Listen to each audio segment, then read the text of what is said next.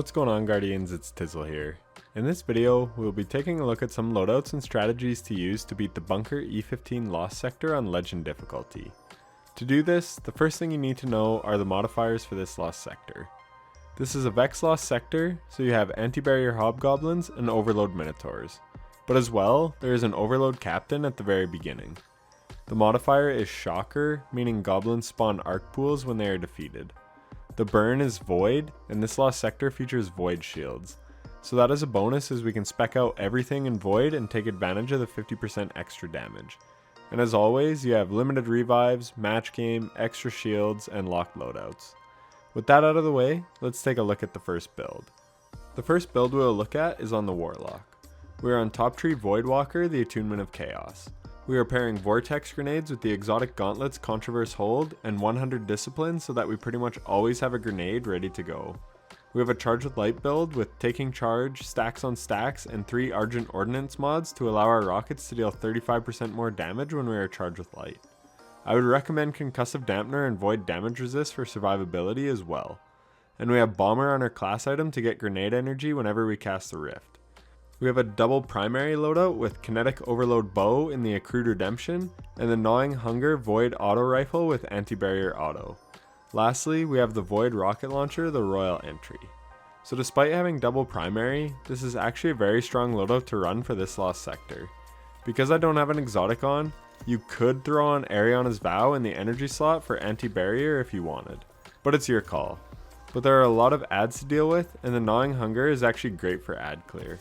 I try and give a nice variety in my weapon loadouts so that you can decide what is best for you based on your light level and how comfortable you are with certain playstyles. I'll now let the run play out, and you can see just how well this loadout performs. Enjoy.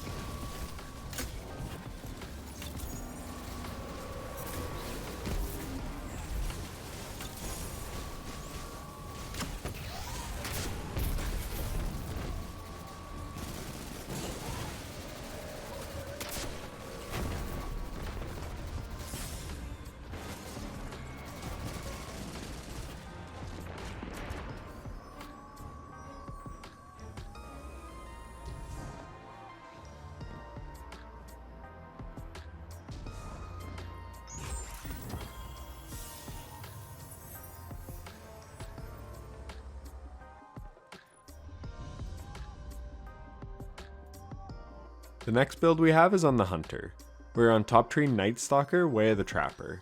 We are running 100 mobility with 6 Coyote so that we can dodge to go invisible a lot. We also have 100 discipline so that we can spam vortex grenades to help deal with all the ads. Once again, we have a double primary loadout with a kinetic auto rifle with anti-barrier in the last breath, and the Void exotic bow Le Monarch for dealing with overloads. This is a great weapon to run if you are quite low light, as it will really help you deal with overload minotaurs by keeping their health from regenning due to its damage over time. And then for the heavy, we have the Void sword Falling Guillotine. And then we are running a charge with light build with taking charge, stacks on stacks, and supercharge so that we can hold 4 stacks of charge with light.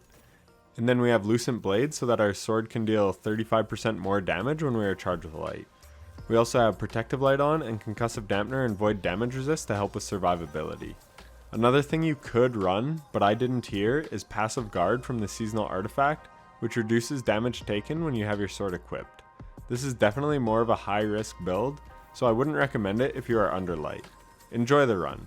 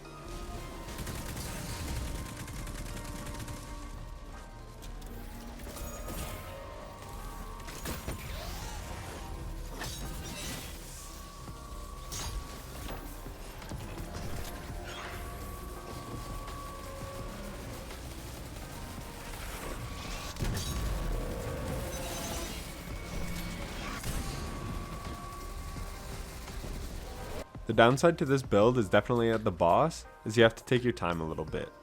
You only want to challenge when you are full health, and after you're slammed once, you will have to get out and heal up. I definitely died on this boss a few times, and that being said, my runs with deaths were actually quicker because I was outputting more damage, so you kind of have to pick your poison. Do you want to play slower and safer, or quicker but use a few lives? At the end of the day, speed is all that really matters in my opinion, because as far as anyone knows, doing it flawless doesn't give you any extra rewards. This just isn't the easiest boss to hit with a sword. Unless you had a sword that can shoot projectiles. And that brings me to my next build. For this build we are on Titan running Bottom Tree Sentinel, Code of the Aggressor. We once again have a double primary loadout, this time with the Horror Story Kinetic Auto Rifle for Barrier Champions and the Void Bow the Imperial Needle for Overload Champions. The auto rifle has Osmosis on it, so when we throw a grenade it actually does void damage. If you didn't know, Osmosis is a god tier perk in solo lost sectors because it can take advantage of the burn. Just something you might want to note. We're running a similar setup to the Hunter, taking advantage of Lucent Blade on the exotic Void Sword Black Talon. This sword can shoot projectiles, so it is much better against the boss than the Falling Guillotine. Lastly, we have the exotic gauntlets Doomfang Pauldrons, which allow us to get super energy from our charged Void melee kills. And while in super, shield throw hits can extend your super. We also have a couple elemental well mods for gaining charges of light. We have Melee Well Maker, which will allow our Void melee kills to spawn a well, and Elemental Well to give us 2 charges whenever we pick up a well. That's pretty much it for the build. Enjoy the run.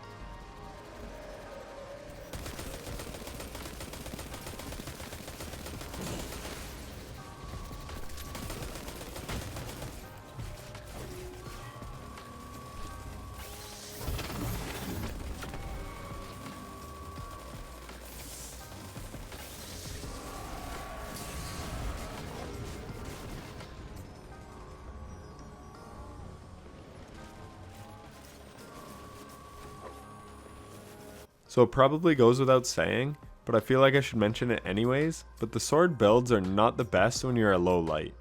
Black Talon is definitely more usable, but I would recommend Le Monarch if you are quite low and a kinetic auto rifle.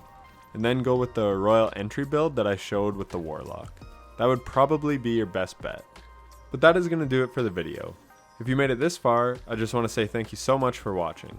I hope this video helped you out, and if it did, then a like would be greatly appreciated. And if you want to see more content like this, then be sure to subscribe and hit the bell so you don't miss any future uploads. I have some good builds for tomorrow's Lost Sector as well, so be sure to check that out. Happy exotic farming, Guardians, and take care.